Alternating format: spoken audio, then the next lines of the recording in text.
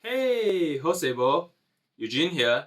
In this episode, I'm going to share strategies that you can use to better your chances in finding compatible design firms. Whether you believe in word-of-mouth recommendations by friends and relatives, or prefer to rely on online database platforms, there is always a level of skepticism when you're shortlisting design firms to work on your renovation project. Taking on a homeowner's skepticism as a starting point, I would like to share steps that you can actually apply. If there's a strategy that I've missed out and you would like to share, feel free to leave a comment below. Remember to watch till the end for the link to a free strategy guide to help you plan. Before we get started, do like and subscribe to the channel for the latest updates. 卖涂料，来！ Let's begin with a checklist for yourself to know what is your bottom line. Number 1. What is your maximum budget? You can portion your budget according to contract works, appliances and equipment, furniture and lighting, soft furnishing and accessories. Will you be taking a home renovation loan? Are you comfortable with the repayment plan? As the financier of your own home renovation, the budget must be realistic to you so that the proposed design can be a reality. Number 2. What is your timeline?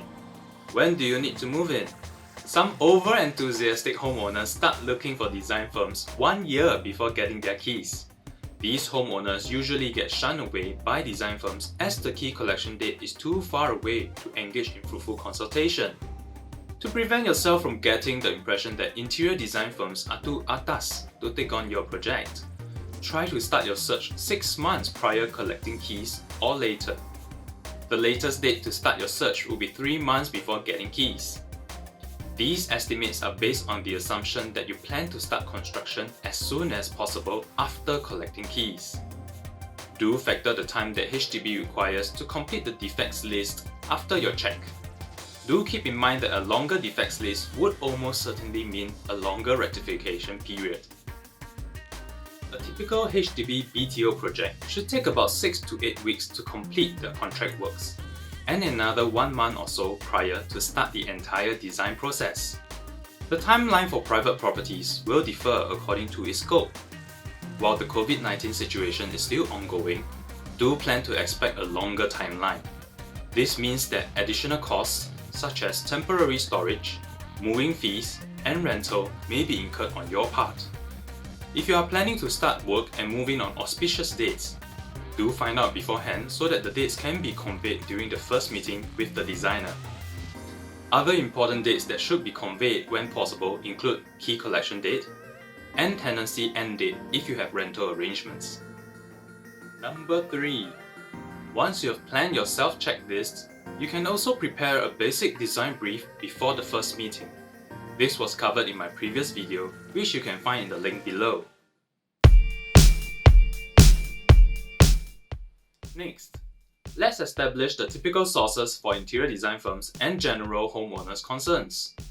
The 4 main sources to find design firms are by word of mouth, design magazines in both physical and digital mediums, social media platforms, online search engines, and database service providers. Usually, homeowners factor the quality of design and workmanship, cost of design and build, a design firm's reliability and reputation, and satisfaction level of customer service. Now that we've established our framework, let's dive into my recommended strategy. I'll simplify the approach into 4 steps to validate, eliminate, appraise, and review. Step 1. Validate the sources in which you search for design firms.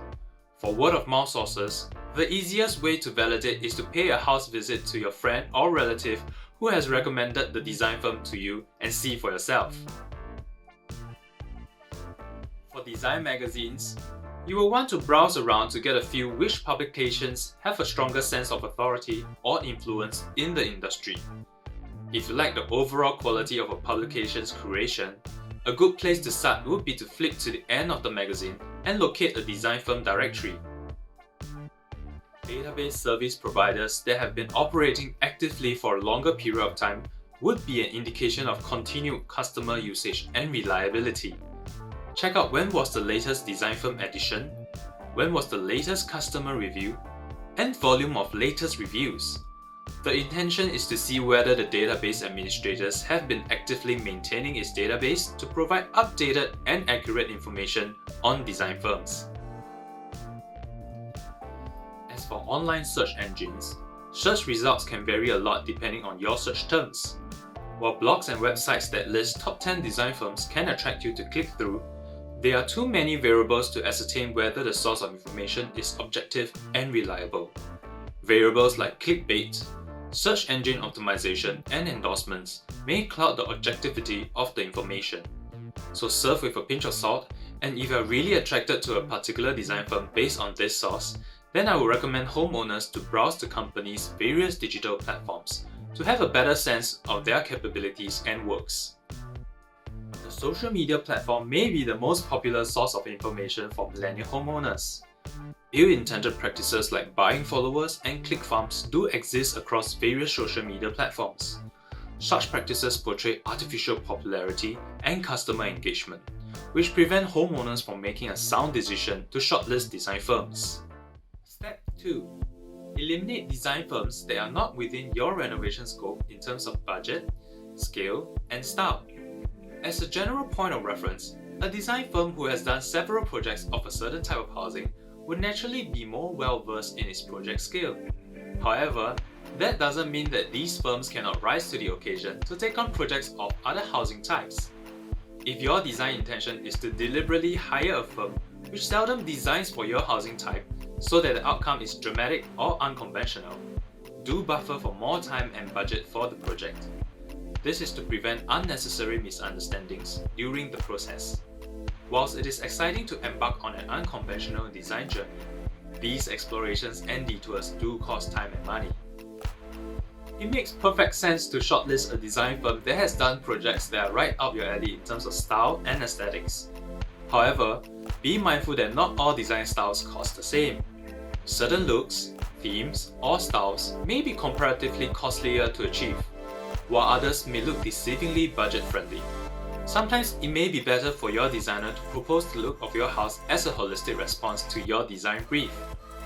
I would like to believe that all good designers aim to achieve projects that are coherent, look good, and that they allow its residents to live better. Step 3.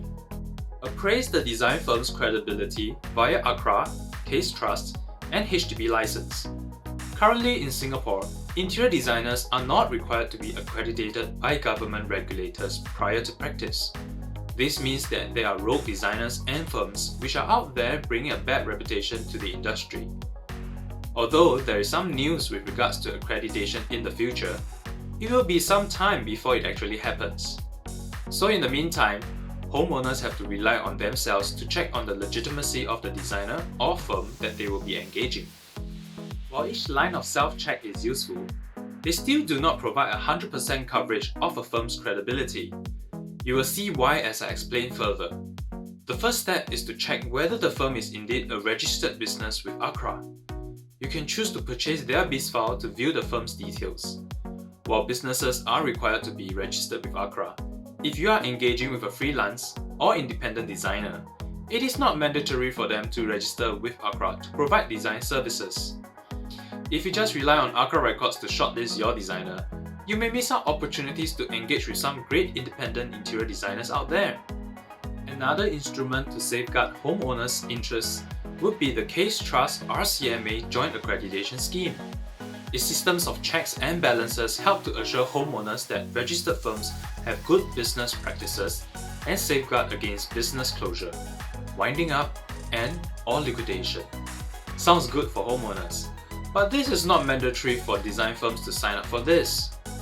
While signing up for the scheme has many advantages, the additional cost of signing up and administering annual audits may cause businesses to lose price competitiveness in this already price competitive industry. This puts some businesses in a difficult position in making this decision. From a business point of view, by participating in this scheme, it does not guarantee more business, but it guarantees more administrative work and costs. The last check is geared more towards HDB homeowners. It is to check if your contractor, the design firm, or the contractor who is engaged by the designer is HDB licensed or not. You can visit HDB's website and locate a directory of renovation contractors to search for the company name. For HDB owners, this would be your first line of check, especially if you are dealing with a contractor directly. However, design firms offering consultancy services are not required to be HDB licensed if the renovation works are done by a contractor who is engaged by the design firm. One thing to also note is that by engaging a HDB licensed contractor does not mean that HDB will interfere if your renovation goes south. The engagement of HDB licensed contractors is strictly on a private basis between the homeowner and contractor, and HDB is not privy to them. Step 4. Review a design firm's level of customer satisfaction. This step is a must-know among many homeowners. Reviews by real clients on their completed projects can provide some form of assurance to would-be clients. Some unethical firms may write on the assurance that reviews give to would-be clients and put out fictitious reviews. Homeowners do not have the privilege or means to validate these reviews. So the more realistic these fictitious reviews are made to be, the more homeowners will be led into believing that their project will be in safe hands. So always treat reviews with a pinch of salt, meet up with the designer, and if possible, ask for a visit to a completed project. All in all, there is no 100% safeguards against rogue designers and firms. As a homeowner, no one holds more responsible than you in making sure that your renovation project is in safe hands. The first step is to do your diligence in conducting your own checks. I hope this episode will equip you with a base-structured approach to planning a smooth and successful home renovation. Before I end the video, don't forget to click a link for your free strategy guide in PDF format. Do leave a comment below on what other homeowner tips that you would like to hear from me.